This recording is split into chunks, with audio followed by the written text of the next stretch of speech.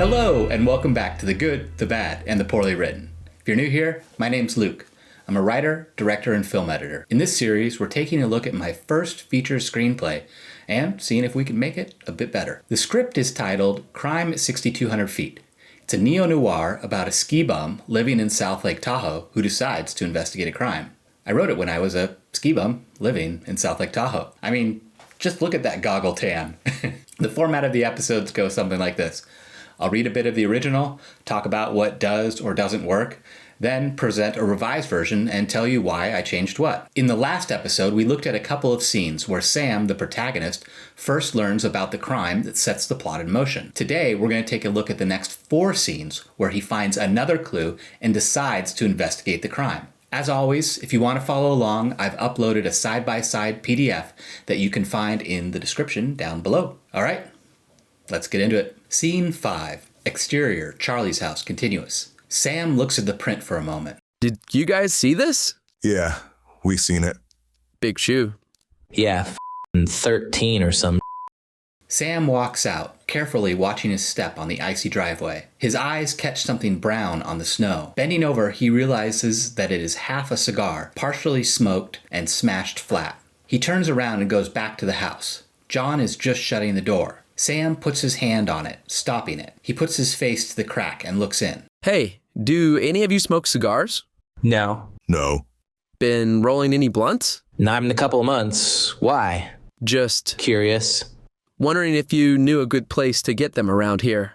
You could try the smoke shop up on Viewcrest. Thanks.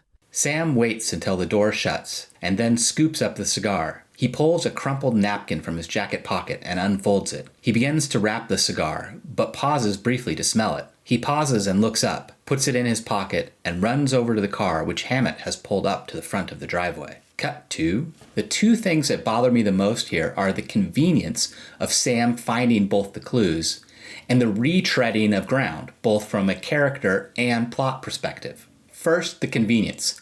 Sam just happens to find both of the important clues. Young Luke even used the same word, catches, to describe both of those moments. Now, I think having one convenient clue would be all right, but having 2 of them so close together just felt like cheating. Still, Sam needs to find the cigar butt. So how do we get that to happen in an organic way? I think the fact that the ground is slippery and the clue is on the ground might give us something to play with. On to the retreading of the same ground. Almost always a script is going to work better if you can keep the momentum moving forward. This is true on a thematic and conceptual level, as well as a character and plot level. Now, you may have heard the term double beat before, and that basically just means that a scene is doing the same thing as another scene that we've already seen. Sally seen shores by the seashore. Sally sees scenes at the seashore that she's already seen. All right, let's keep going.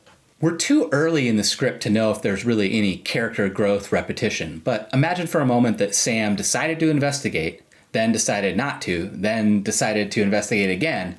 It would kind of feel like the story was just treading water, which is exactly what the script is doing now. Having Sam go back to the house to ask Charlie and John another question doesn't really move the story forward. We're not learning about the characters, we're not learning about their relationship, and we're not really learning much that helps the plot along.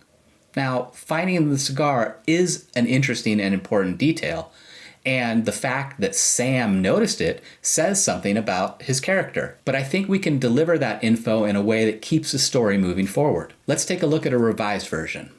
The driveway. Lost in thought, Sam slips on an ice patch. He goes down hard, knocking out his wind. Dude, are you okay? Catching his breath, Sam sits up. Oh, yeah. As he goes to stand up, his hand brushes something. Looking down, he sees a half-smoked cigar. He picks it up and sniffs it.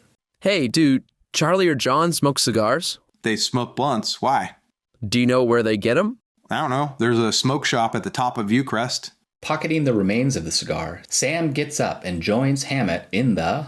Right away, you'll notice a difference in how Sam finds the cigar. He slips on the ice. I think this works really well because we already had him almost falling earlier.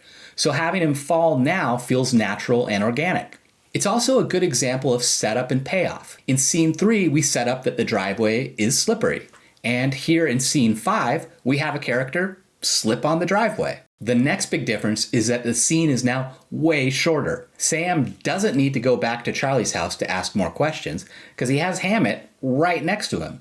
So the change makes sense from a on-set physical perspective. The characters would be closer together on set, and also a character growth perspective because Sam is more comfortable with Hammett, so it makes sense that he'd ask him the questions first. This conversation then leads right into scene 6.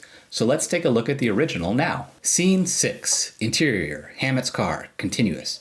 What'd you pick up? Part of a smashed cigar. Why? 'Cause no one there smokes 'em. Cut to scene 7, exterior, Tahoe, evening, montage. Sam and Hammett drive in silence through the town. Once again, they listen to the music playing from the car stereo. A light snow starts to fall as the sun begins to set over the mountains. After a period of silence, Sam speaks. End montage. Cut to scene 8, interior, Hammett's car, evening. Hey, Yeah, what's up? you know how I'm always watching those old black and white films? The film noirs? That old detective Yeah. Well, I think I might be able to figure this out. Figure what out? The robbery. Hammett raises an eyebrow and looks over at Sam. At Charlie's, the Bud, Cash, and Bubbler. I know what you're talking about. So what do you think? About it getting stolen? No, about me trying to figure it out. Go for it, man. The two friends return to silence for a moment. Rice and beans tonight? Do we even have anything else? No, I guess not. Cut to, I really didn't like how the conversation was broken by a montage. I mean, we just got a montage. And this one doesn't tell us anything new about the characters or the setting. It's retreading the same ground that we saw in the opening title sequence. Looking back at my earlier writing, I had a tendency to massively overuse montages. I mean, I just threw them in everywhere. And if we're being honest, my first drafts still have too many montages. But now I'm better at cutting them out. If we got rid of that montage, how would it affect the two scenes on either side? We've got to now connect them together. One thing that I did think worked really well was the rice and beans part of their conversation.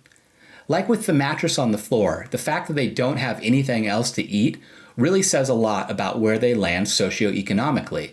Instead of retreading a previous detail, now we're building on this element in a way that reinforces an idea that was already introduced. Let's take a look at the revised version. Scene 6, car. Why'd you take that? 'Cause no one there smokes 'em. Hammett puts the car in reverse and backs out of the driveway. And? You know those old movies I'm always watching? That black and white Yeah, film noir. film noir. Sam ignores the teasing and continues. Well, I think I might be able to figure this out. The Bud, Cash, the Bubbler. Hammett raises an eyebrow and glances at Sam. So, what do you think? About it getting stolen? No, about me trying to solve the case. Mr. Detective, on the case. I'm serious, man. Go for it. The car turns onto Highway 50 and continues past the lake. Whose turn is it to cook? I brought home pizza last night, so yours? Rice and beans good? Do we even have anything else? No, I guess not. Cut to. Now Hammett does the natural thing and inquires further about why Sam took the cigar. And this leads us into the real reason that he took it, because he's interested in investigating the crime. It also has a few more moments of Hammett teasing Sam, which I think is fun and at the same time helps reinforce their friendship and the level of familiarity that they have with each other. So now we've got a scene that is shorter, more fun, and more in line with the character relationships. And that brings us to the end of today's episode. Next time, we're going to take a look at scenes 9 through 17.